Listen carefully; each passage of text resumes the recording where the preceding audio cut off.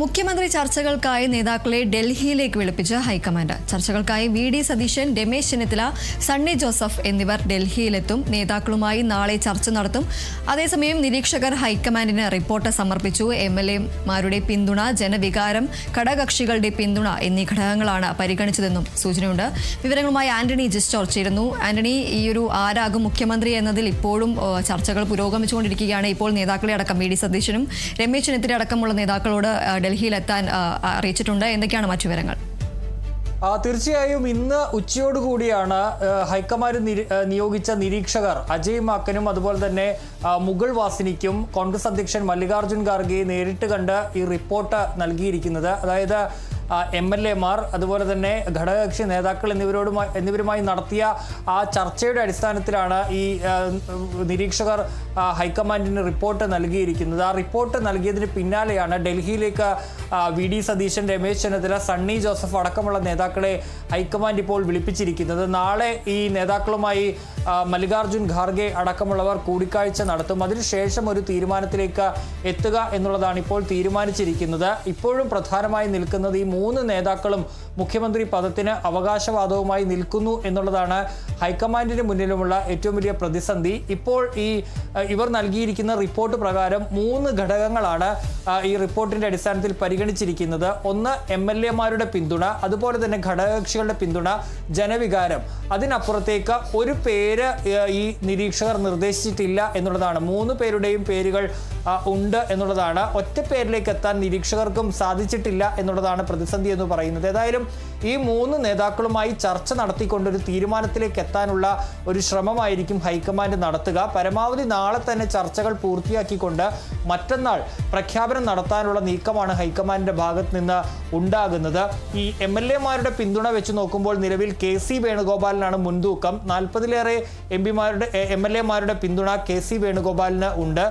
പിന്നീടുള്ളത് VD. സതീശനും അതുപോലെ തന്നെ രമേശ് ചെന്നിത്തലയ്ക്കും ഏതാണ്ട് 20ഓളം എം.പിമാരുടെ പിന്തുണ മാത്രമാണ് ഉള്ളത് എന്നുള്ളതാണ് ഏറ്റവും പ്രധാനപ്പെട്ട കാര്യം. ഏതായാലും അതുമായി ബന്ധപ്പെട്ട് ഇന്ന് ഇന്ത്യൻ എക്സ്പ്രസ് പത്രത്തിൽ വന്ന ഒരു ചിത്രം അത് വലിയ വിവാദമായിരുന്നു. കാരണം അതിൽ ഈ കെ.സി. വേണുഗോപാലിനെ പിന്തുണച്ചുകൊണ്ട് ഉള്ള ആ ലിസ്റ്റിൽ അതിൽ ഈ സണ്ണി ജോസഫ് അടക്കമുള്ള പേരുകൾ ഉണ്ടായിരുന്നു. ഏതായാലും അത് മുകുൾ വാസ്നിക്ക് നിഷേധിച്ചിരുന്നു. കാരണം അങ്ങനെ ആ ലിസ്റ്റ് ഈ ഒരു ഒറിജിനൽ ലിസ്റ്റ് അല്ല, അത് യഥാർത്ഥമല്ല, അത് വേറൊരു കാര്യത്തിന് വേണ്ടി തയ്യാറാക്കിയതാണ് എന്നുള്ളൊരു വിശദീകരണമാണ് മുകുൾ വാസ്നിക്ക് ഇതുമായി ബന്ധപ്പെട്ട് നൽകുകയും ചെയ്തിട്ടുള്ളത്. ഏതായാലും കെ.സിക്കൊപ്പമാണ് കൂടുതൽ നേതാക്കൾ എന്നുള്ള കാര്യം വ്യക്തമാണ്. എം.എൽ.എമാർ ഒപ്പമാണ് എന്നുള്ള കാര്യം വ്യക്തമാണ്. അതേസമയം ഘടകകക്ഷികളുടെ പിന്തുണ, ജനവികാരമൊക്കെ വി.ഡി. സതീശന് അനുകൂലമാണ് എന്നുള്ളതാണ്. നമ്മൾ ഇന്നലെയും ഒക്കെ കണ്ടതാണ്.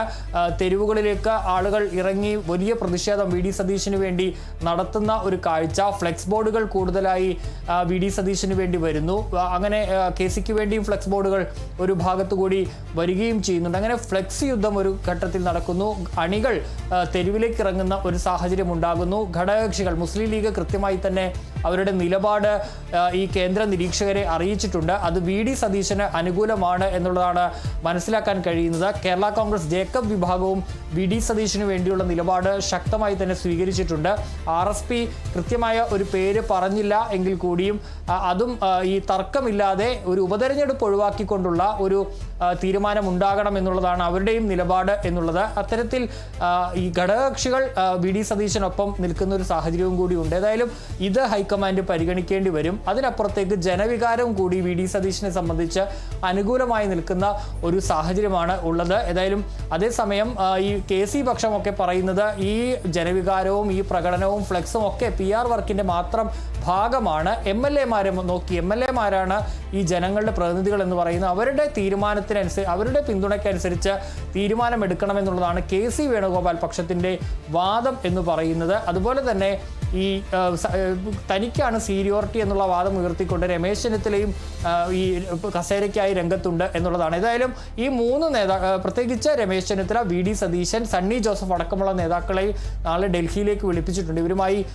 ഈ ഹൈക്കമാൻഡ് പ്രത്യേകിച്ച് കോൺഗ്രസ് അധ്യക്ഷൻ മല്ലികാർജ്ജുൻ ഖാർഗെ അടക്കമുള്ളവർ ചർച്ച നടത്തിക്കൊണ്ട് ഒരു സമവായത്തിലേക്ക് എത്താനുള്ള നീക്കമാണ് ഇപ്പോൾ നടത്തുന്നത്.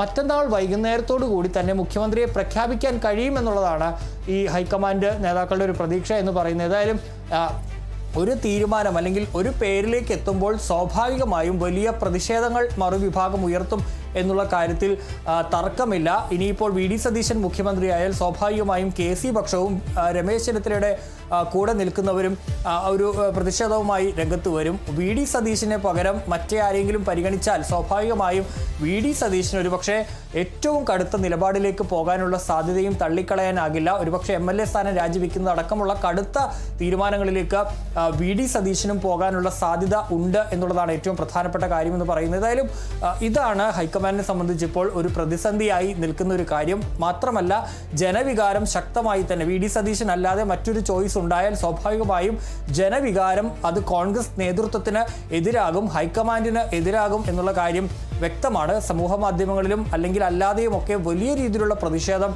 വി ഡി സതീശന് വേണ്ടി ഉണ്ടാകുന്നുണ്ട്. സ്വാഭാവികമായും KC വേണുഗോപാലോ രമേശ് ചെന്നിത്തലയോ ഒക്കെ ആകുകയാണെങ്കിൽ വലിയ പ്രതിഷേധമായി അത് മാറുകയും കോൺഗ്രസിനെ തന്നെ സംബന്ധിച്ച് ഈ വലിയ വിജയം 102 സീറ്റ് നൽകിക്കൊണ്ട് ജനം നൽകിയ വിജയത്തിൻ്റെ ശോഭ കെടുത്തുന്ന നിലയിലേക്ക് പോവുകയും അത് കോൺഗ്രസിനെ സംബന്ധിച്ച് വലിയ തിരിച്ചടിയാകുന്ന സാഹചര്യമൊക്കെ ഉണ്ടാവുകയും ചെയ്യും എന്നുള്ളതാണ് ഏറ്റവും പ്രധാനപ്പെട്ട കാര്യം. ഏതായാലും ഹൈക്കമാൻഡ് ഏതൊക്കെ ഘടകങ്ങളായിരിക്കും ഇക്കാര്യത്തിൽ പരിഗണിക്കുക, എന്തായിരിക്കും ഹൈക്കമാൻഡിൻ്റെ തീരുമാനം എന്നുള്ളതാണ് എല്ലാവരും പ്രതീക്ഷയോടെ ഉറ്റുനോക്കുന്നത്. ഇനിയിപ്പോൾ വലിയ താമസമില്ല, എത്രയും പെട്ടെന്ന് തന്നെ മുഖ്യമന്ത്രിയെ പ്രഖ്യാപിക്കേണ്ടതുണ്ട്. പരമാവധി മറ്റന്നാൾ തന്നെ പ്രഖ്യാപിക്കാനുള്ള ഒരു ശ്രമമാണ് ഹൈക്കമാൻഡ് നടത്തുന്നത്. ശരി, നേരം മുഖ്യമന്ത്രി ചർച്ചകൾക്കായി നേതാക്കളെ ഡൽഹിയിലേക്ക് ഹൈക്കമാൻഡ് വിളിപ്പിച്ചിരിക്കുകയാണ്. ചർച്ചകൾക്കായി വി ഡി സതീശൻ, രമേശ് ചെന്നിത്തല, സണ്ണി ജോസഫ് എന്നിവർ ഡൽഹിയിലെത്തും. നേതാക്കളുമായി നാളെ ചർച്ച നടത്തും. അതേസമയം നിരീക്ഷകർ ഹൈക്കമാൻഡിന് റിപ്പോർട്ട് സമർപ്പിച്ചിട്ടുണ്ട്. MLA-മാരുടെ പിന്തുണ, ജനവികാരം, ഘടകകക്ഷികളുടെ പിന്തുണ എന്നീ ഘടകങ്ങളാണ് പ്രധാനമായും പരിഗണിച്ചത് എന്നതാണ് ലഭിക്കുന്ന സൂചന. ആന്റണി ജിസ്റ്റോർജാണ് വിവരങ്ങൾ നൽകിയത്.